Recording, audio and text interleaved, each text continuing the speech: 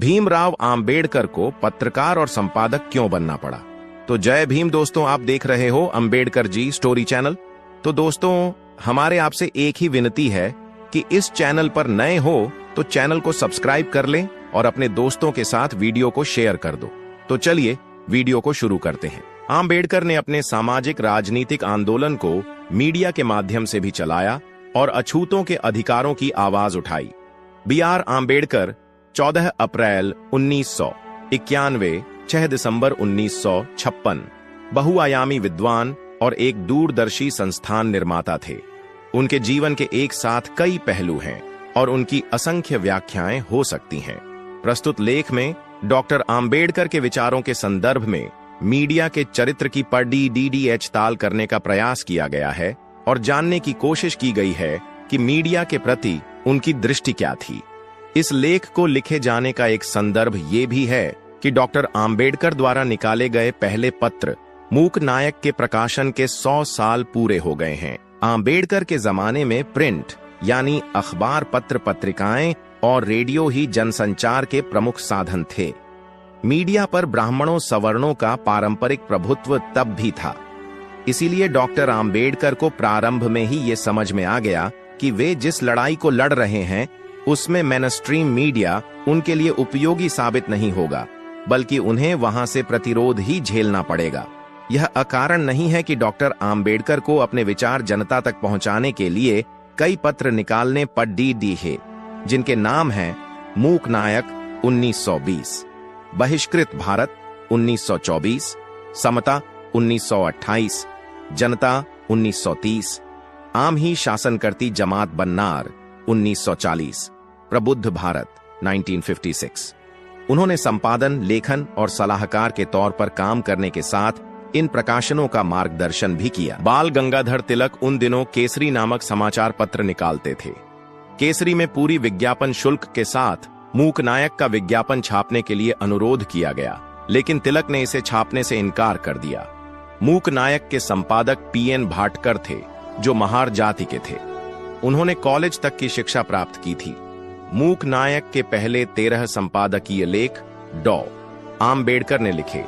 पहले लेख में आम्बेडकर ने हिंदू समाज का वर्णन ऐसी बहुमंजिली इमारत के रूप में किया जिसमें एक मंजिल से दूसरी मंजिल पर जाने के लिए न तो कोई सीढ़ी है और न कोई प्रवेश द्वार। सभी को उसी मंजिल में जीना और मरना है जिसमें वे जन्मे हैं। मीडिया के प्रति डॉक्टर आम्बेडकर का नजरिया 18 जनवरी 1943 को पूना के गोखले मेमोरियल हॉल में महादेव गोविंद राणाडे के 101वीं जयंती समारोह में राणाडे, गांधी और जिन्ना शीर्षक से दिया गया डॉ. आम्बेडकर का व्याख्यान मीडिया के चरित्र के बारे में उनकी दृष्टि को समझने के लिए महत्वपूर्ण है। उन्होंने कहा, मेरी निंदा कांग्रेसी समाचार पत्रों द्वारा की जाती है। मैं कांग्रेसी समाचार पत्रों को भली भांति जानता हूं। मैं उनकी आलोचना को कोई महत्व नहीं देता। उन्होंने कभी मेरे तर्कों का खंडन नहीं किया। वे तो मेरे हर कार्य की आलोचना, भर्त्सना व निंदा करना जानते हैं। वे मेरी हर बात की गलत सूचना देते हैं, उसे गलत तरीके से प्रस्तुत करते हैं और उसका गलत अर्थ लगाते हैं। मेरे किसी भी कार्य से कांग्रेसी पत्र प्रसन्न नहीं होते। यदि मैं कहूं कि मेरे प्रति कांग्रेसी पत्रों का यह द्वेष व बैर भाव अछूतों के प्रति हिंदुओं के घृणा भाव की अभिव्यक्ति ही है, तो अनुचित नहीं होगा। आज जिस तरीके से मीडिया के विभिन्न साधन व्यक्ति पूजा और सरकार की आलोचना को राष्ट्र की आलोचना साबित करने में लगे हैं या राजनीतिक दलों के प्रवक्ता की तरह काम कर रहे हैं, उसे देखते हुए डॉ. आम्बेडकर के विचार आज भी प्रासंगिक हैं।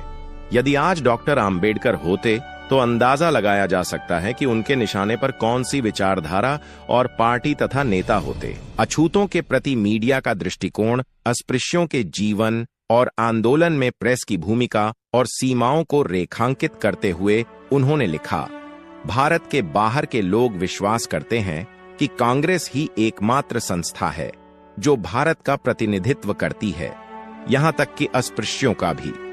इसका कारण यह है कि अस्पृश्यों के पास अपना कोई साधन नहीं है जिससे वे कांग्रेस के मुकाबले अपना दावा जता सकें।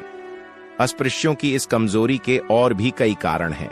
अस्पृश्यों के पास अपना कोई प्रेस नहीं है। कांग्रेस का प्रेस उनके लिए बंद है।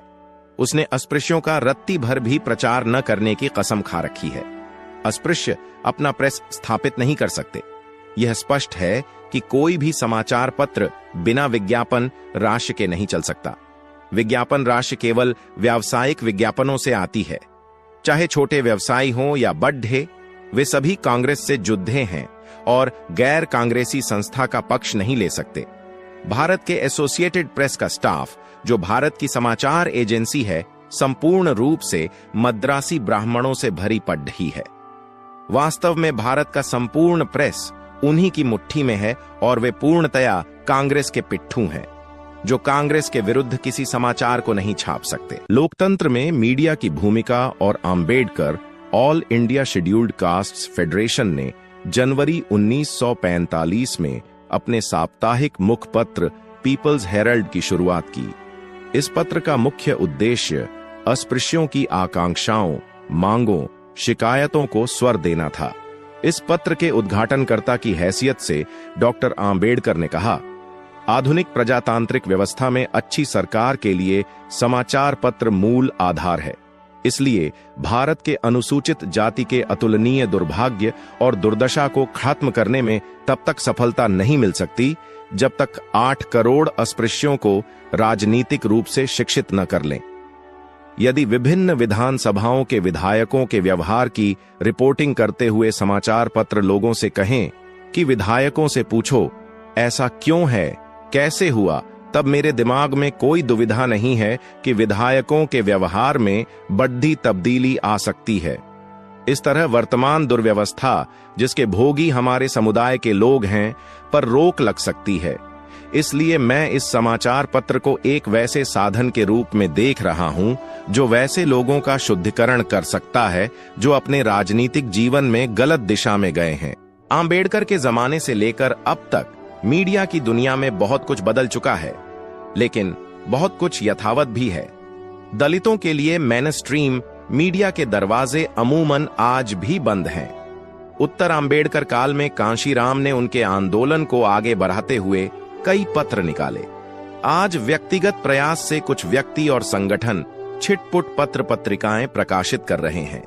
व्यक्तिगत प्रयास से अनगिनत social media page, Twitter, Facebook group, YouTube channel, video blog और ब्लॉग चलाए रहे हैं।